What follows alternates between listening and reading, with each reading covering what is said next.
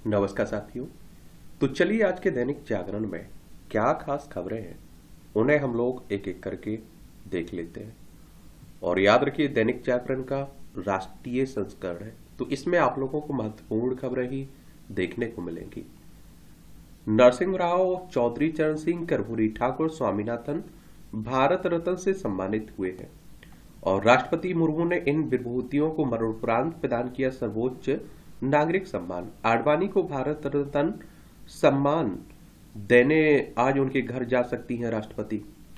और आप देखते हैं कि चौधरी चरण सिंह ने आजीवन किसानों के हितों में आवाज उठाई और वंचितों के मसीहा थे जननायक कर्पूरी ठाकुर। तो आप देखिए नरसिंह राव ने किया आर्थिक सुधारों का नेतृत्व, तो राष्ट्रपति भवन की ओर से एक्स पर पोस्ट किया गया है। और भारत के 9वें प्रधानमंत्री के रूप में पीवी नरसिम्हा राव दूरगामी आर्थिक सुधारों का नेतृत्व किया है। उन्होंने युवा अवस्था में देश के स्वतंत्रता संग्राम में भाग भी लिया है और निजाम शासित हैदराबाद में कुशासन और उत्पीड़न के खिलाफ भी आवाज उठाई। उन्होंने राव की ओर से उनके बेटे पीवी प्रभाकर राव ने राष्ट्रपति से भारत रत्न ग्रहण किया है। और आप देखिए नरसिंह राव 1991 से 1996 तक देश के प्रधानमंत्री रहे। उन्होंने उस समय देश का नेतृत्व किया जब देश आर्थिक झंझावातों से जूझ रहा था। और 28 जून 1921 को करीमनगर में जन्मे राव कई अहम विभागों में मंत्री भी रहे और 23 दिसंबर 2004 में इनकी डेथ हो गई थी। और आप देखते हैं कि चौधरी चरण सिंह की बात करें तो राष्ट्रपति भवन ने एक अन्य पोस्ट में चौधरी चरण सिंह देशभक्त थे। स्वतंत्रता संग्राम के दौरान कई बार वह जेल भी गए। जमींदारी उन्मूलन और भूमि सुधार में उनके योगदान और ग्रामीण और कृषि अर्थव्यवस्था की उनकी गहरी समझ को याद किया जाता है। और आजीवन किसानों के हितों की आवाज उठाई उन्होंने उठाई। पूर्व प्रधानमंत्री चौधरी चरण सिंह की ओर से उनके पौत्र जयंत चौधरी ने भारत रत्न प्राप्त किया। उत्तर प्रदेश के मेरठ जिले में 23 दिसंबर 1902 को मध्य वर्गीय जाट परिवार में जन्मे थे और 28 जुलाई 1979 से 14 जनवरी 1980 के बीच देश के प्रधानमंत्री रहे। उनकी मृत्यु आप देखिए 1987 में हो गई थी। और अगर हम लोग जननायक कर्पूरी ठाकुर की बात करें तो आप देखिए बिहार के पूर्व मुख्यमंत्री और बड़े सादगी से रहते थे। कर्पूरी ठाकुर की ओर से उनके पुत्र रामनाथ ठाकुर ने राष्ट्रपति से भारत रत्न प्राप्त किया। कर्पूरी ठाकुर ने आजीवन वंचितों के जीवन को बेहतर करने का प्रयास किया और 1970 से 1979 के बीच बिहार के 2 बार मुख्यमंत्री रह चुके कर्पूरी ठाकुर का जन्म समस्तीपुर जिले के पितोझिया गांव में नाई समाज में 24 जनवरी 1924 में हुआ था। 24 जनवरी 1924 में 1952 में पहली बार विधायक चुने गए और बाद में आप देखें आजीवन वह किसी न किसी सदन के सदस्य जरूर रहे हैं। राजनीति में ईमानदारी, सज्जनता एवं लोकप्रियता ने कर्पूरी को जननायक बना दिया। मुख्यमंत्री के रूप में उनके कार्यकाल को मुंगेरी लाल आयोग की सिफारिशों के कार्यान्वयन के लिए भी याद किया जाता है, जिसके तहत राज्य में पिछड़े वर्गों के लिए कोटा लागू किया गया था। कर्पूरी का निधन 17 फरवरी 1988 को हो गया था। और देखिए भारत रत्न की बात करें तो 1954 में पहली बार ये शुरू किया गया था। और पहली बार किसे दिया गया था ये आप देखते हैं सी राजगोपालाचारी सर्वपल्ली राधाकृष्णन और सीवी रमन साहब को दिया गया था। तो ये जरूर याद रखिएगा। और 2024 में 5 लोगों को मिला है, कर्पूरी ठाकुर, लालकृष्ण आडवाणी साहब, चौधरी चरण सिंह, पीवी नरसिम्हा राव और MS स्वामीनाथन हरित क्रांति से जुड़े थे। दिल्ली की आप सरकार को दोहरा झटका। आबकारी घोटाले में परिवहन मंत्री गहलोत से ईडी की 5 घंटे पूछताछ चली। और आप देखते हैं कि दिल्ली एक केंद्र शासित प्रदेश है, आप सभी जानते हैं। विधानसभा की बात करें तो यहाँ 70 सीटें देखने को मिलेगी और राज्यसभा में 3 सीटें हैं, लोकसभा में 7 सीटें हैं। अरविंद केजरीवाल यहाँ के चीफ मिनिस्टर हैं। ईडी शराब घोटाले में पूछताछ कर रही है। ईडी यानी कि इन्फोर्समेंट डायरेक्टरेट की बात हो रही, प्रवर्तन निदेशालय की। इसकी स्थापना 1 मई 1956 में हुई थी। नई दिल्ली में हेडक्वार्टर आपको देखने को मिल जाएगा। दिल्ली जल बोर्ड घोटाले का पैसा आपके चुनावी फंड में दिया गया, ईडी ये भी कह रही है। बहुत सारे आरोप लग रहे हैं। और 2021-22 का है ये मामला शराब घोटाले का। देखते हैं क्या होता है, जांच होने दीजिए। विपक्षी INDI की दिल्ली में मेगा रैली आज होने वाली है। जो गठबंधन बना है ना विपक्षियों का, उसी की बात हो रही है। पूर्व मुख्यमंत्री हेमंत सोरेन सहित 5 के विरुद्ध चार्जशीट दाखिल हुई है। ईडी ने रविवार को झारखंड के पूर्व मुख्यमंत्री हेमंत सोरेन सहित 5 के विरुद्ध चार्जशीट दाखिल की है। चार्जशीट में ईडी ने बताया कि तत्कालीन मुख्यमंत्री हेमंत सोरेन ने अपने पावर का गलत इस्तेमाल किया और साक्ष्य को नष्ट करने का प्रयास किया और 8.5 एकड़ जमीन की अवैध खरीद बिक्री मामले में 31 जनवरी को सोरेन को गिरफ्तार किया गया था ईडी के द्वारा। तो झारखंड की बात हो रही है। झारखंड की अगर हम लोग बात करें तो बिहार से अलग करके बनाया गया था झारखंड। ये हमारा प्यारा भारत है इसमें, और इसमें आप देखेंगे ये आपको झारखंड देखने को मिलेगा। रांची इसकी राजधानी देखने को मिलेगी। झारखंड की राजधानी रांची, इसकी सीमा बिहार, उत्तर प्रदेश, छत्तीसगढ़, उड़ीसा और पश्चिम बंगाल से लगती है। और आप देखेंगे कि 15 नवंबर सन 2000 में राज्य बनाया गया था। विधानसभा में 81 सीटें, राज्यसभा में 6 सीटें, लोकसभा में 14 सीटें, 79,716 वर्ग किलोमीटर में फैला हुआ है। चंपई सोरेन यहाँ अभी मुख्यमंत्री है। तो और राज्यपाल कौन है? सीपी राधाकृष्णन अभी राज्यपाल है। तो ये भी याद रखिएगा।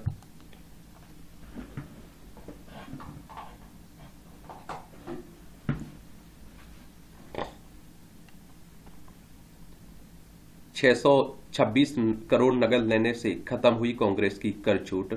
मेघा इंजीनियरिंग की ओर और कमलनाथ से कांग्रेस ने नकद में लिया था पैसा, और 2019 में मारे गए छापे में मिली थी नकद भुगतान किए जाने की रसीद। और आयकर कानून की धारा 13A में क्या प्रावधान है? तो आयकर कानून की धारा 13A में राजनीतिक दलों को मिले चंदे को आयकर से छूट देने का प्रावधान है, लेकिन इसकी कई शर्तें हैं। किसी भी शर्त का उल्लंघन करने पर यह छूट नहीं मिलती है। आय पर कर अदा करना होता है। इन्हीं शर्तों में एक शर्त है, दल 2000 रुपए से अधिक रकम वाले चंदों का विवरण देंगे। कांग्रेस ने मेघा इंजीनियरिंग और कमलनाथ से मिले 626 करोड़ रुपए की जानकारी आयकर विभाग और चुनाव आयोग को नहीं दी थी, और इसी कारण विभाग ने 13A की छूट निरस्त करने का फैसला किया है। दिल्ली में सोना 70,000 के पार पहुंच चुका है। सोना हमारे देश में महिलाओं को बड़ा प्रिय होता है, ये आप भी जान दी। शनिवार को दिल्ली के बाजारों में 24 कैरेट सोना प्रति 10 ग्राम 70,285 रुपए का रहा, जीएसटी के साथ। न्यूज क्लिक के प्रधान संपादक पर यूएपीए के तहत आरोप पत्र दायर किए गए। समाचार पोर्टल न्यूज क्लिक है ना, इसके संस्थापक व प्रधान संपादक प्रवीर पुरकायस्थ के खिलाफ दिल्ली पुलिस की स्पेशल सेल ने शनिवार को यूएपीए के तहत आरोप पत्र दायर किया है। प्रवीर पर चीनी कंपनियों से रुपए लेकर भारत सरकार के विरुद्ध खबरें चलाने के आरोप हैं। करीब 8,000 पेज के दस्तावेज में 1,000 पेज का आरोप पत्र इन पर है। देखिए, ईरानी जहाज के 9 अपहर्ताओं को दंडित करेगा भारत। समुद्री लुटेरों के चंगुल से छूटने के बाद पाकिस्तानी नागरिकों ने भारत व भारतीय सेना का जयघोष किया। और अरब सागर में ईरानी जहाज अल कबर का अपहरण करने वाले समुद्री नौसैनिकों को भारत लाकर उन पर मुकदमा चलाकर दंडित किया जाएगा। एक बार आप देखिए हमारी प्यारी और इसमें आप देखते हैं कि एशिया आप लोगों को देखने को मिलेगा, एशिया महाद्वीप, इसमें ये भारत है हमारा प्यारा। ये अरब सागर आपको देखने को मिलेगा, ये लक्षद्वीप सागर है, ये आप देखिए बंगाल की खाड़ी, ये हिंद महासागर देखने को मिल जाएगा, ये ईरान है, ये पाकिस्तान है। तो मैप का भी सहारा लिया करिएगा, पढ़ लिया करिएगा मैप को भी। भारत के अंदरूनी मामले पर विदेशी बयान के पीछे साजिश की वो है। ये अंतर्राष्ट्रीय मंचों पर भारत के विरोधी सवाल पूछने वाले बांग्लादेश पत्रकार की भूमिका संदेहास्पद है। केजरीवाल और कांग्रेस से जुड़े आयकर मामले में पूछे गए थे प्रश्न। ये आप सभी जानते हैं कि अरविंद केजरीवाल की गिरफ्तारी हुई और इनके जो सीज किए गए बैंक खाते कांग्रेस के, तो इस पर अमेरिका और आप देखते हैं कि ब्राजील काफी बातें कह रहा था। तो उसी की बातें हो रही हैं कि ये भारत सरकार कह रही कि हमारा अंदरूनी मामला है। अब आप देखेंगे आपकी राष्ट्रीय राजधानी दिल्ली से जुड़ी खबरें हैं। दिल्ली में भी आजकल काफी उठापटक चल रही है। अरविंद केजरीवाल आप देखते हैं कि गिरफ्तार हो चुके हैं, उनके कई नेता गिरफ्तार हो चुके हैं और सुनने में आ रहा है कि और भी गिरफ्तारी हो सकती नेताओं की, आम आदमी पार्टी के। आरटीई अनिवार्य शिक्षा तय करता है, किसी स्कूल में प्रवेश नहीं। ये हाई कोर्ट कह रहा है। देखिए, तो दिल्ली हाई कोर्ट ने महाराजा अग्रसेन मॉडल स्कूल में शैक्षणिक सत्र 2023-24 के लिए दूसरी कक्षा में प्रवेश की मांग करने वाली आर्थिक रूप से कमजोर श्रेणी की छात्रा की ओर से दायर रिट याचिका खारिज कर दी। अदालत ने कहा कि कानून द्वारा बच्चों का शिक्षा का अधिकार निःशुल्क और अनिवार्य शिक्षा के लिए दिया गया है, न कि किसी विशिष्ट स्कूल में प्रवेश के लिए। और कोर्ट ने कहा कि संविधान के अनुच्छेद 21 या फिर आरटीआई अधिनियम की धारा 12 के तहत उपलब्ध स्तर अधिकार केवल 14 वर्ष आयु तक की मुफ्त और अनिवार्य शिक्षा का प्रावधान करता है, और किसी विशेष स्कूल में ऐसी शिक्षा प्रदान करना नहीं है। तो ये अच्छी बात है। देख लीजिए कि मतलब प्राइवेट और स्कूलों में आप देखते हैं कि इस तरह की शिक्षा के हकदार नहीं हो पाते हैं लोग, तो उस पर भी सवाल उठते रहते हैं कि ये सब सुविधा जो मिलने की बात हो रही है, फ्री में शिक्षा देने की बात हो रही है, क्या ये सरकारी स्कूलों तक सीमित रहेगी? सहपाठियों की सहायता से रुका 13 वर्षीय किशोरी का विवाद। 13 वर्षीय किशोरी विद्यालय में कक्षा 8 में पढ़ती है, यानी कि बाल विवाह की बात हो रही है। देख रहे हैं आप लोग। अब आप देखिए, राजनीति की खबरें हैं, क्योंकि लोकसभा के चुनाव है तो राजनीति खूब हो रही, राजनीति की बातें भी खूब हो रही हैं। यहाँ से वहां नेता जा रहे हैं, वहां से यहाँ नेता आ रहे हैं, इस गठबंधन उसका हो रहा है, उससे इसका हो रहा है। लेकिन आप लोगों को चुनाव आयोग के बारे में याद रखना है। इलेक्शन कमीशन ऑफ इंडिया की बात कर रहा हूं मैं। भारतीय निर्वाचन आयोग एक संवैधानिक संस्था है। संविधान के अनुच्छेद 324 के तहत चुनाव आयोग की स्थापना की बात की गई है, और 25 जनवरी 1950 में स्थापना हुई थी। 25 जनवरी को आप लोग मतदाता दिवस मनाते हैं। नई दिल्ली में सचिवालय देखने को मिलेगा। सुकुमार सेन पहले मुख्य चुनाव आयुक्त थे। और आप देखेंगे कि जो लोकसभा के चुनाव होते हैं ना, यही करवाता है। लोकसभा में कितनी सीट है? 543 सीट है। और लोकसभा सदस्यों का चुनाव डायरेक्ट जनता यानी कि मतदाताओं के द्वारा होता है। अगर आपकी उम्र 18 साल हो चुकी है तो वोटर सूची में आपका नाम जुड़ चुका होगा और आप लोग वोट डालने भी जाते होंगे। और अगर आपकी उम्र 25 साल हो चुकी है तो लोकसभा सदस्य का चुनाव आप लोग लड़ सकते हैं। 1984 में हुआ था बहुजन समाज पार्टी बासपा का गठन। बासपा और अमेरिका की रिपब्लिकन पार्टी दोनों में एक समानता है, दोनों का चुनाव चिन्ह हाथी है। बासपा इस बार लोकसभा चुनाव अकेले लड़ रही है, तो उन्हीं की बात हो रही है। और आप देखते हैं कि जो मंडी से कंगना रनौत लड़ रही है ना चुनाव, तो 1951 का पहला चुनाव कपूरथला की राजकुमारी अमृत कौर ने जीता था यहाँ से। और 1957 के बाद अनुसूचित जाति के किसी नेता को यहाँ से टिकट नहीं मिला है। चलिए अब देखते हैं क्या होता है आगे।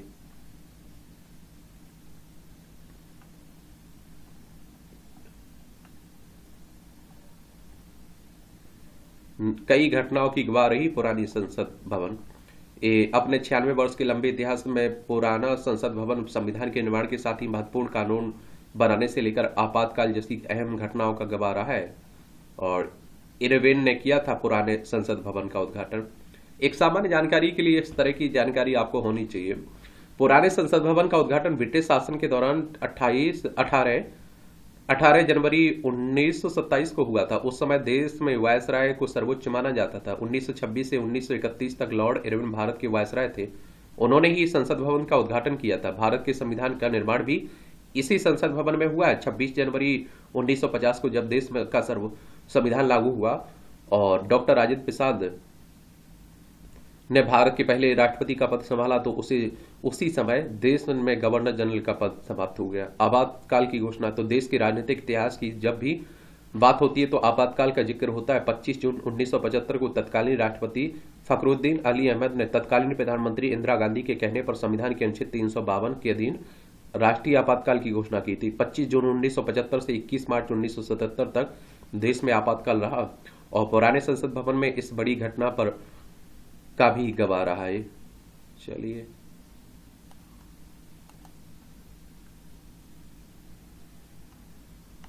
अब ये अधिकतर खबरें आप देखते हैं कि राजनीति से ही जुड़ी रहती हैं, क्योंकि चुनाव चल रहा है तो चुनावी वर्ष है।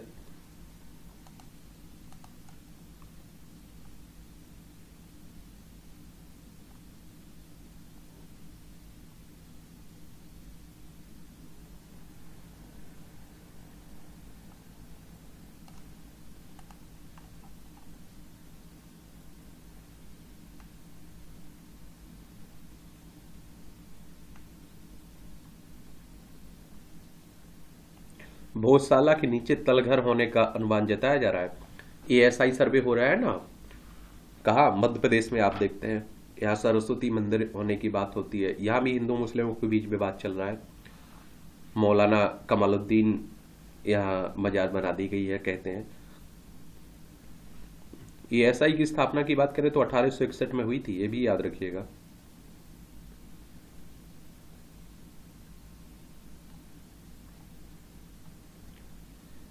एसी एलईडी सहित कई सुविधाओं से युक्त 2 सामुदायिक बंकर तैयार।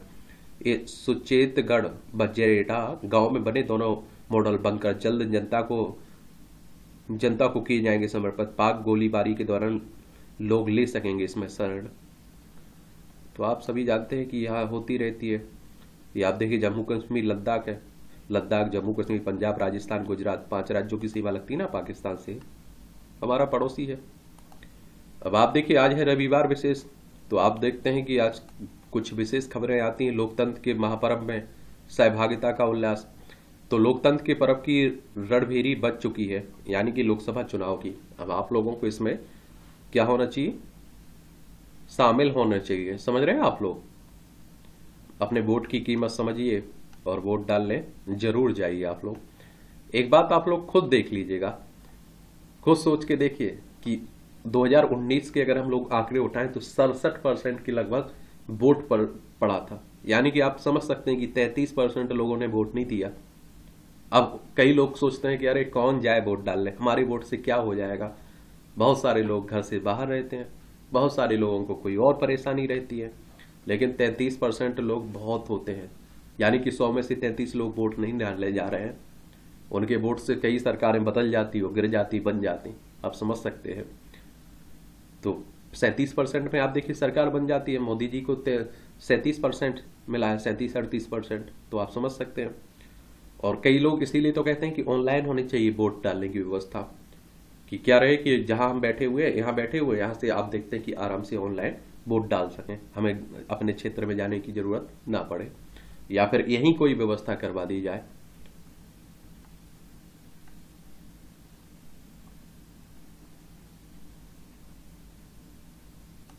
लाइलाज होता राजनीतिक भ्रष्टाचार। अपने देश में राजनीतिक भ्रष्टाचार के खिलाफ जैसी चेतना विकसित होनी चाहिए वैसी औसत भारतीयों में कम ही दिखती है। तो ये आप देखिए संपादकीय पाठ है, ये जरूर आप लोग पढ़ लिया करिएगा, बहुत सारी जानकारी यहाँ से आपको मिल जाती है।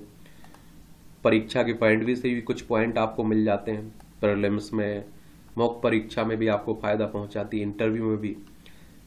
किसी भी देश की राजनीति धन के बिना नहीं चल सकती है, और यह अलग बात है कि कुछ देशों में यह धन सरकारी खजाने से राजनीतिक दलों को दिया जाता है और कुछ में राजनीतिक दल लोगों से चंदे के रूप में एकत्रित करते हैं। लोकतांत्रिक देश में राजनीतिक दलों को अपनी गतिविधियां संचालित करने के लिए धन चाहिए ही होता है, और आप देखते हैं कि यहीं से सिलसिला शुरू होता है पक्षपात और भ्रष्टाचार के आरोपों का। और इस तरह के आरोपों का सामना छोटे बड़े सभी दलों को करना पड़ता है। सत्ताधारी दलों को कुछ ज्यादा ही करना पड़ता है। इसे देखते हुए ही मोदी सरकार चुनावी बॉन्ड की योजना लाई थी ताकि राजनीति में काले धन का प्रवेश रुके। इस योजना में यह प्राविधान था कि दानकर्ताओं का नाम तो सार्वजनिक नहीं होगा, लेकिन उनके द्वारा दिया गया धन काला धन नहीं होगा, क्योंकि वह स्टेट बैंक से जारी होने वाले चुनावी बॉन्डों के जरिए राजनीतिक दलों को मिलेगा। पिछले दिनों उच्चतम न्यायालय यानी कि सुप्रीम कोर्ट ने चुनावी बॉन्ड वाले कानून को असंवैधानिक करार दिया और साथ ही स्टेट बैंक को सारा विवरण चुनाव आयोग को सौंपने को कहा था। देखिए सुप्रीम कोर्ट की बात करें तो आप सभी जानते हैं किसकी बात हो रही है, हमारे सुप्रीम कोर्ट की बात हो रही है, उच्चतम न्यायालय की। संवैधानिक संस्था है, संविधान के अनुच्छेद 124 के तहत इसकी स्थापना की बात की गई है। 28 जनवरी 1950 में स्थापना हुई थी सर्वोच्च न्यायालय की। और चुनाव आयोग ने जैसे ही यह विवरण सार्वजनिक किया, राजनीतिक दलों में आरोप प्रत्यारोप का दौर शुरू हो गया। चूंकि भाजपा केंद्र के साथ कई राज्यों में सत्ता में, इसलिए उसे चुनावी बॉन्ड के जरिए अधिक चंदा मिला है। तृणमूल कांग्रेस और डीएमके को भी अच्छा खासा धन मिला है, खासकर लोकसभा में उनके सांसदों की संख्या को देखते हुए। इसके बाद भी भाजपा विपक्षी दलों के निशाने पर है।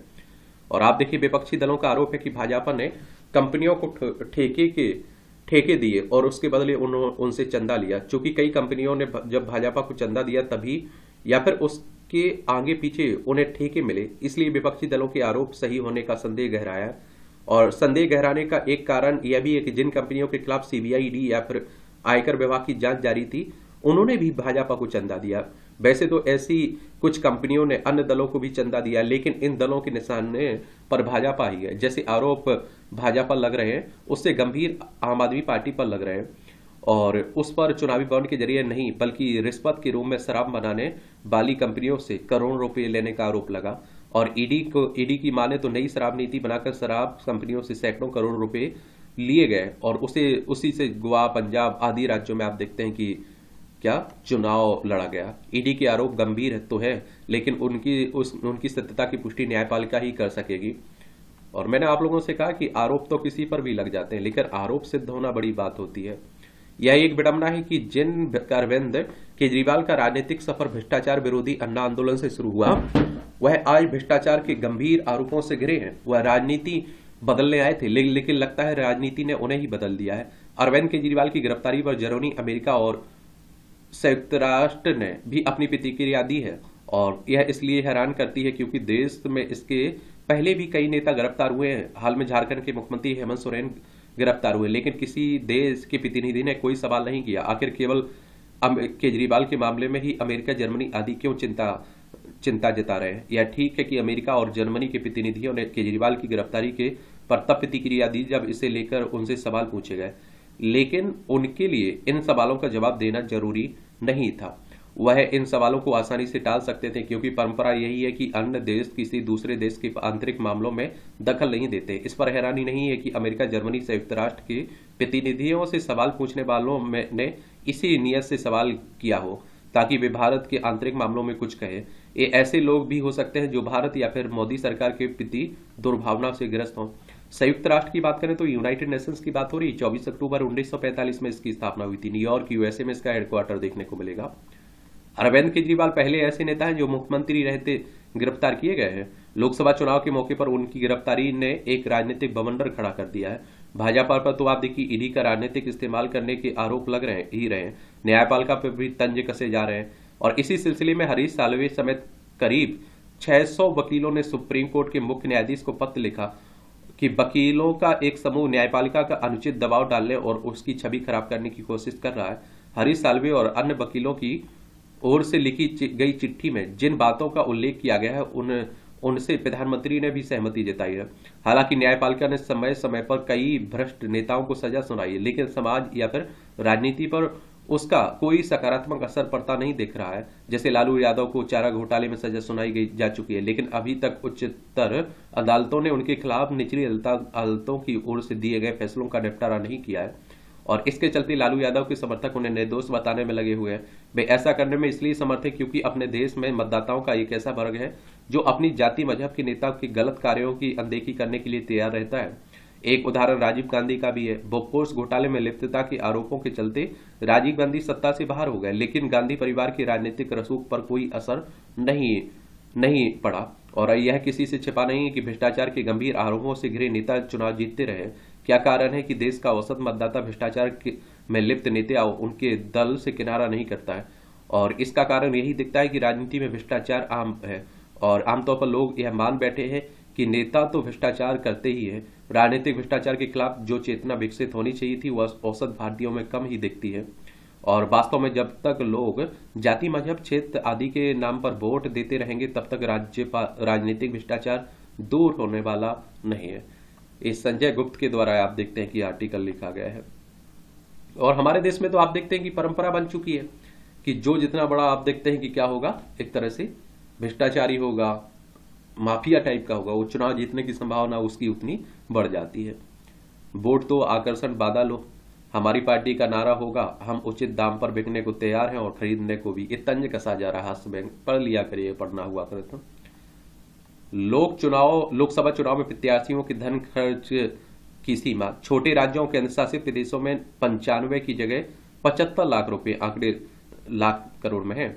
1900 चुनाव आयोग ने ये दिए हैं। 1952 में आप देखते हैं कि 0.25, 1957 में 0.25, 1962 में 0.25, 1967 में 0.25, 1971 में 0.35, 1977 में 0.35, 1980 में 1, 1984 में 1.5, 1989 में 1.5, 1991 में 1.5, और आप देखते हैं कि 1996 में 4.5, 1998 में 15, 1999 में 15, 2004 में 25, 2009 में 25, 2014 में 70, 2019 में 70 और 2024 में 95 लाख रुपए की बात हो रही खर्च करने की।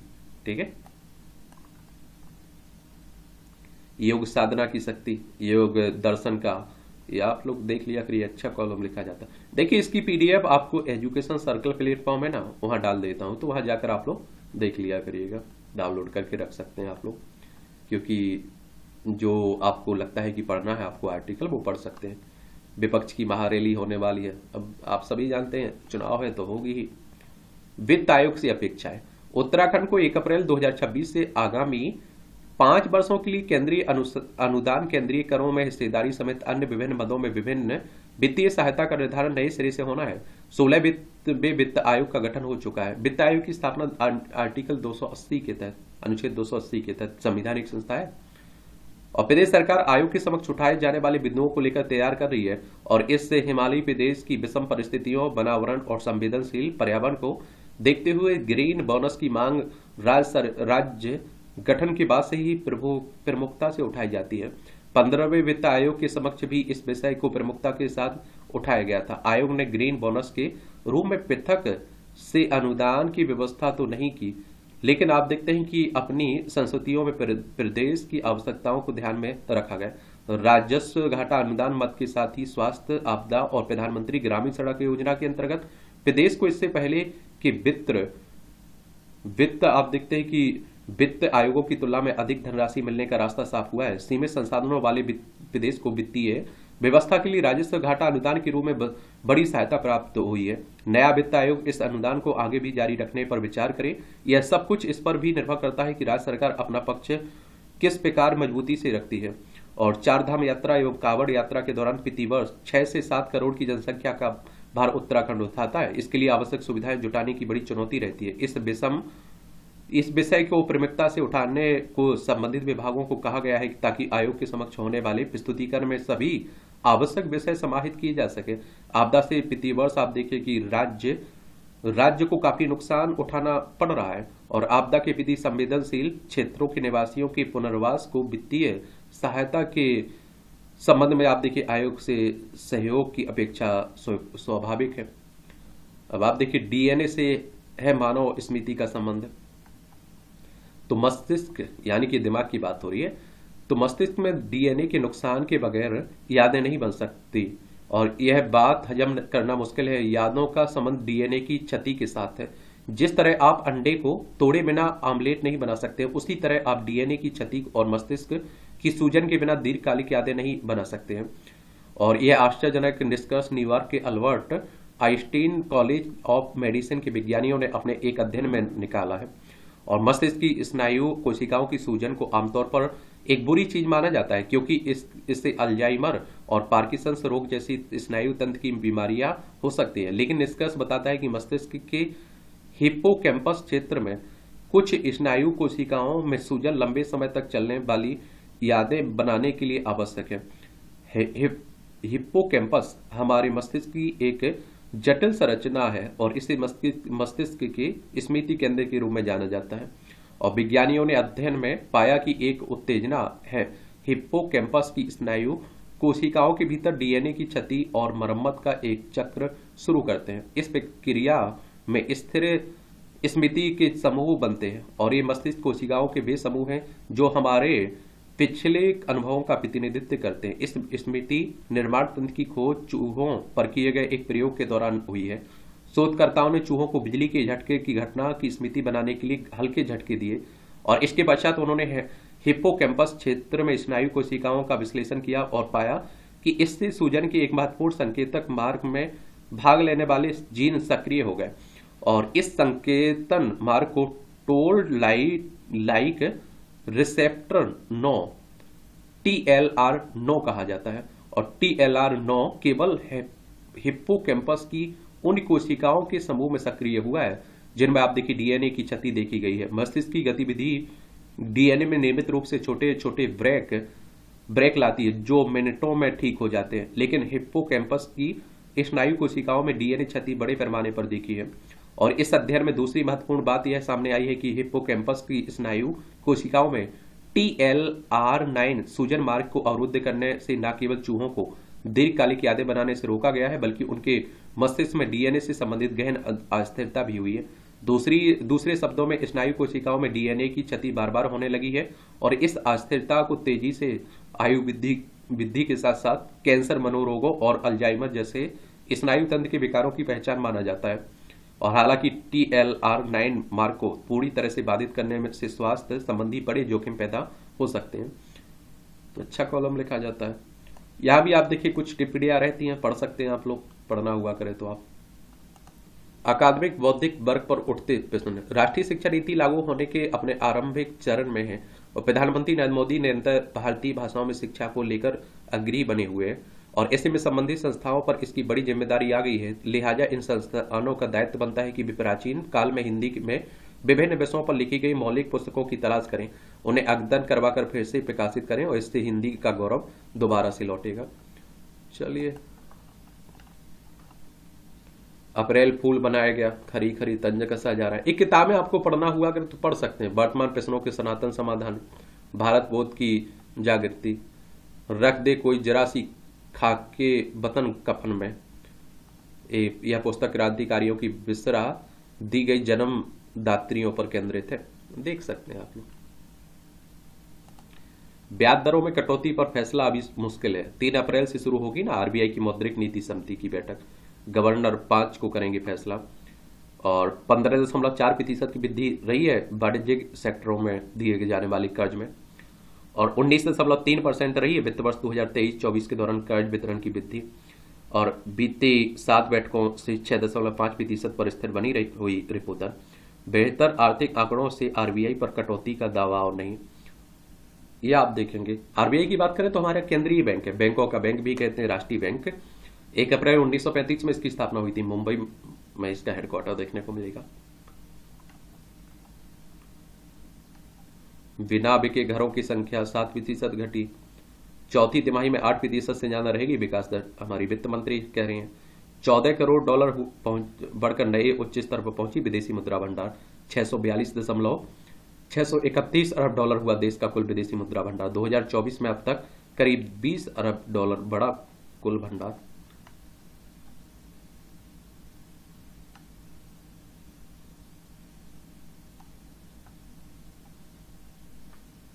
पत्नी को भूत और पिशाच कहना क्रूरता के दायरे में नहीं है, हाईकोर्ट कह रहा है। अब आप देखिए आपकी अंतर्राष्ट्रीय खबरें हैं। लेबनान में गोलाबारी से संयुक्त राष्ट्र के 4 कर्मी घायल हुए हैं। इजरायल ने हमले से संबंध होने से इनकार किया है ना। इजरायल हम आस में चल रहा है, देखिए ये आपको इजरायल देखने को मिल जाएगा। ये भारत है, इजरायल यहाँ है, ये अदन की खाड़ी है, लाल सागर है, भूमध्य सागर है, इसी क्षेत्र में चल रहा है लंबे समय से। भारत में G20 सम्मेलन में अधिकांश नेताओं ने कहा ट्रंप को जीतने मत देना, बाइडेन कह रहे हैं, दिख रहा है, यहां भी चुनाव है अमेरिका में। G20 ग्रुप ऑफ 20 की बात हो रही है, इसमें 21 सदस्य हो चुके हैं। भारतीय अंतरिक्ष में जो हासिल कर रहा है वह आश्चर्यजनक है, यूरोपीय एजेंसी कह रही है। यूरोपीय अंतरिक्ष एजेंसी के महानिदेशक ने इसरो की प्रशंसा की है। सफल कदमों से ने अंतरिक्ष कार्यक्रम में निजी क्षेत्र को भी दिया बढ़ावा।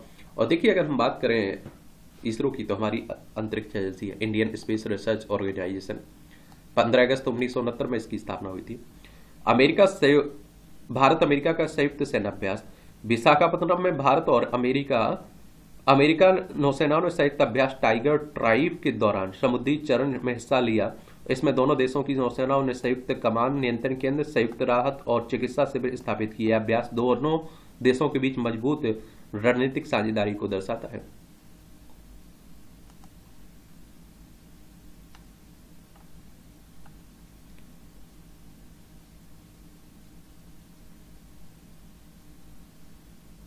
ब्रिटेन में भारतवंशी किशोर कैंसर उपचार सहायता पाने वाला पहला व्यक्ति बना है। मकाऊ में 40 साल बंद हुई घुड़दौड़। चीन के मकाऊ में घुड़दौड़ ट्रैक पर शनिवार को अंतिम दौड़ आयोजित की गई है। पटा पटापेस्को नदी से फ्रांसिस स्कॉट का मलबा निकालना शुरू हो गया है।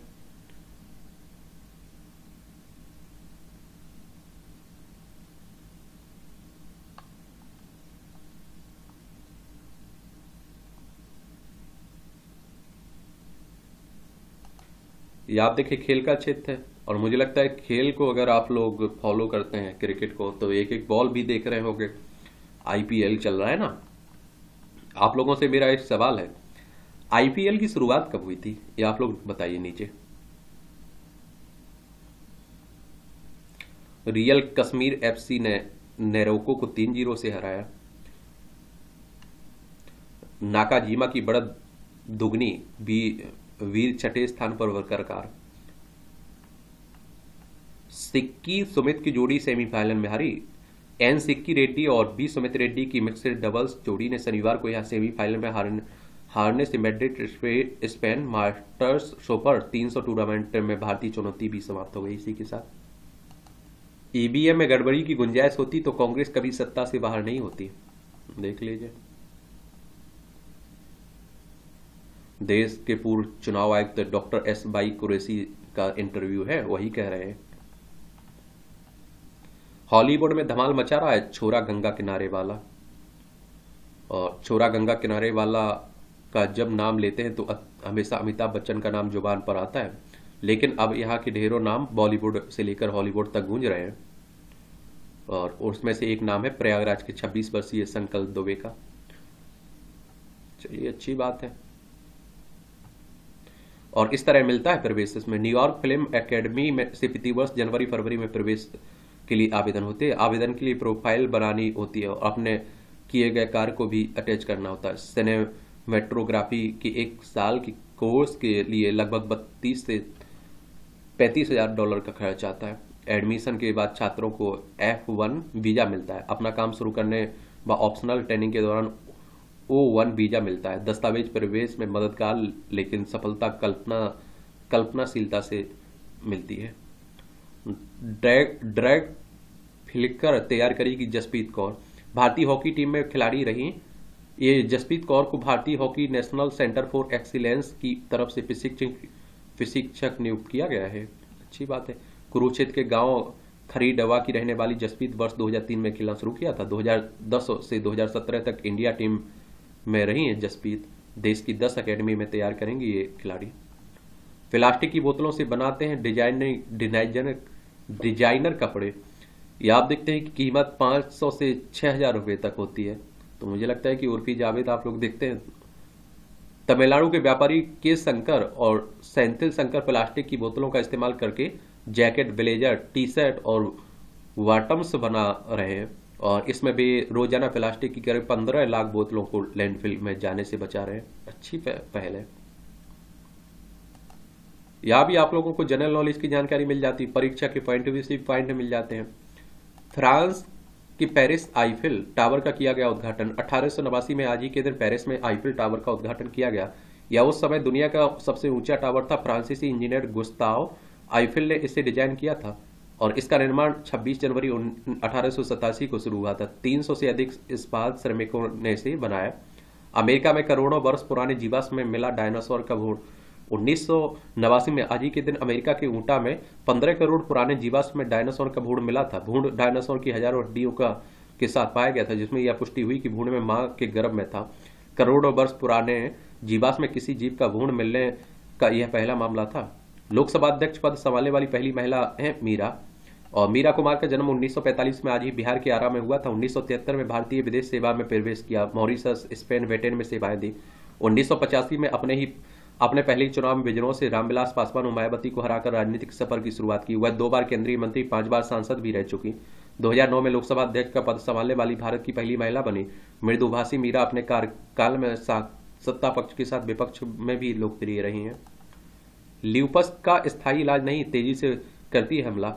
एम्स में आयोजित कार्यक्रम में रोमेटोलॉजी की विशेषज्ञ डॉक्टर ने कहा कि इस बीमारी से महिलाएं 9 गुना अधिक पीड़ित हैं। इस बीमारी से पीड़ित के सिर से लेकर शरीर का हर हिस्सा होता है प्रभावित।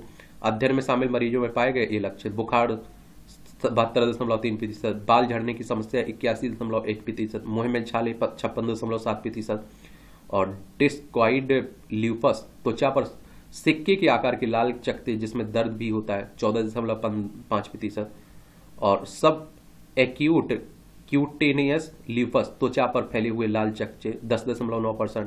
एक्यूट क्यूटेनियस ल्यूपस चेहरे पर तितली जैसे दाने निकलने की परेशानी 52.5%। कम से कम दो जोड़ों में सूजन व दर्द की परेशानी 68.5%। यूरिन में प्रोटीन अधिक आने की समस्या 39.9%।